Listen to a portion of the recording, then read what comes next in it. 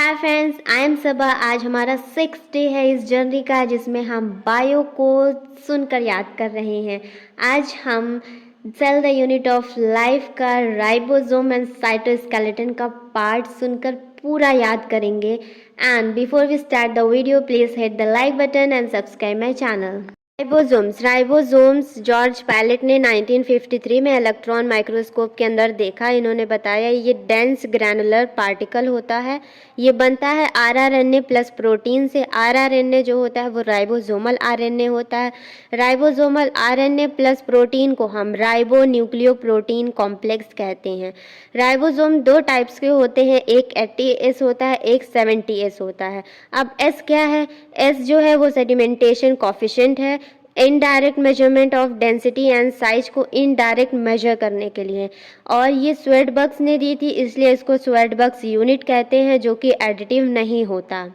बनते हैं दो सब यूनिट से, एक लार्ज सब यूनिट होती है, एक स्मॉल सब यूनिट होती है। अब बात करते हैं 80S। 80S में जो लार्ज सब यूनिट होगी वो 60S होगी, स्मॉल सब यूनिट 40S होगी। 70S में लार्ज सब यूनिट 50S है और स्मॉल सब यूनिट 30S है। ये दोनों यूनिट तभी ज्वाइन होंगे जब मैग्नीशियम आयन का कंसंट्रेशन प्रॉपर होगा। और जब दो स्मॉल और लार्ज यूनिट ज्वाइंट होते हैं तो वो डाइमर बनाते हैं। तो राइबोसोम का जो स्ट्रक्चर है वो डाइमर फॉर्म में है। अब 80S जो राइबोसोम्स होता है वो सिर्फ यूकैरियोट्स के अंदर ही पाया जाता है, उसके साइटोप्लाज्म में RER से अटैच होता है। 70S वाला प्रोकैरियोट्स में पाया जाता है और यूकैरियोट के माइक्रोकॉन्ड्रियन प्लास्टिड में भी पाया जाता है। अब राइबोसोम का फंक्शन क्या है? प्रोटीन फैक्ट्री, प्रोटीन बनाना। अब राइबोसोम खुद कहाँ से बनता है? न्यूक्लियोलस से। न्यूक्लियस के अंदर जो न्यूक्लियोलस होता है वहाँ से राइबोसोम्स बनते हैं। साइटोस्केलेटन, साइटोस्केलेटल स्ट्रक्चर यूकैरियोट्स में होता है, फिलामेंटस होता है, प्रोटीनेशियस होता है, ट्यूबुलर होता है।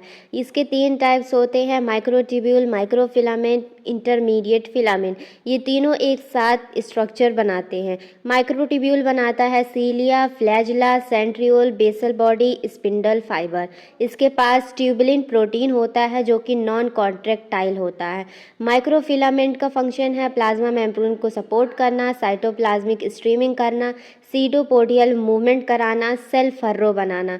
इसके पास प्रोटीन जो होता है वो एक्टिन होता है जो कि कॉन्ट्रैक्टाइल होता है, और मायोसिन होता है। इंटरमीडिएट फिलामेंट का फंक्शन है स्कैफोल्ड्स ऑफ क्रोमैटिन।